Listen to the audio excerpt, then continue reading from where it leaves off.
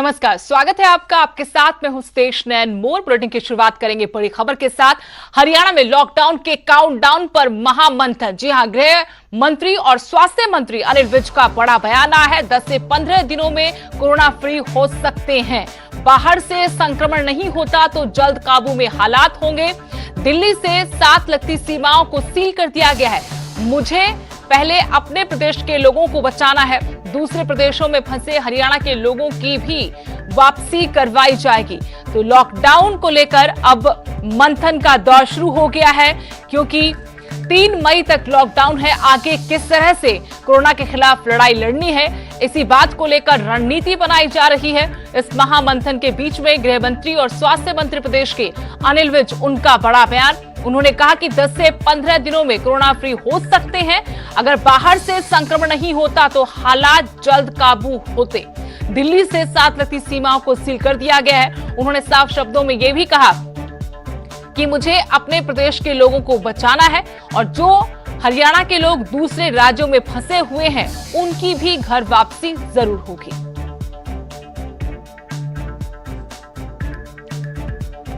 इसी खबर पर और जानकारी हम लेंगे। मेरे सहयोगी मनोज कुमार फोन लाइन से जुड़ गए हैं। मनोज, महामंथन का दौर, काउंटडाउन शुरू हो गया है लॉकडाउन का, और इसी के तहत आपसे जानना चाहते किस तरह से सरकार महामंथन कर रही है, क्या रणनीति बना रही है, क्या लॉकडाउन बढ़ेगा, अगर बढ़ेगा तो क्या कुछ रियायत होंगी, तमाम ये सवाल हैं।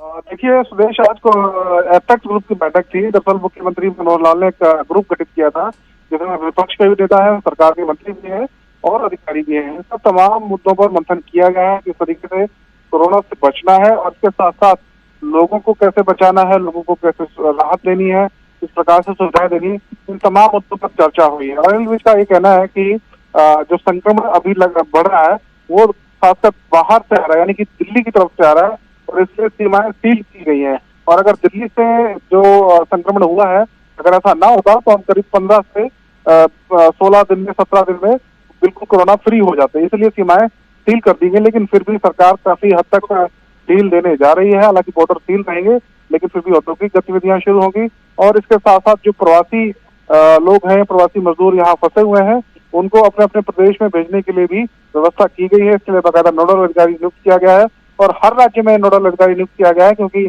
मिनिस्ट्री ऑफ होम अफेयर ने ऐसी गाइडलाइंस जारी की थी। तो केंद्र सरकार की गाइडलाइंस के मुताबिक तमाम चीजें हरियाणा में की जा रही हैं। जी, तो मनोज, क्या ये मान लें कि सरकार ने अपना रोड मैप तैयार कर लिया कि 3 मई के बाद किस तरह से कामकाज होगा और कैसे लड़ाई जारी रखी जाएगी?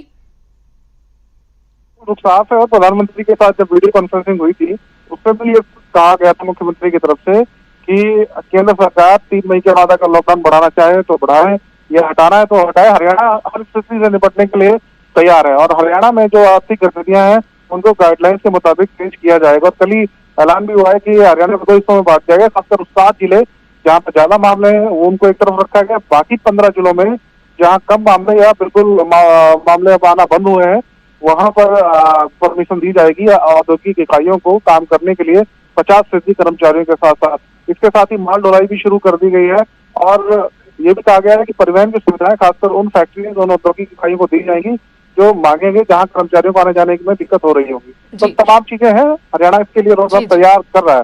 जी, शुक्रिया मनोज जानकारी देने के लिए। तो महामंथन हुआ और इस महामंथन के बाद ये खबर निकलकर सामने आई है कि 3 मई के बाद हरियाणा सरकार का क्या रोड मैप होगा, ये तय हो गया है। किस तरह से आर्थिक गतिविधियां शुरू की जाएंगी और कैसे 3 मई के बाद भी हरियाणा में कोरोना के खिलाफ लड़ाई जारी रहेगी।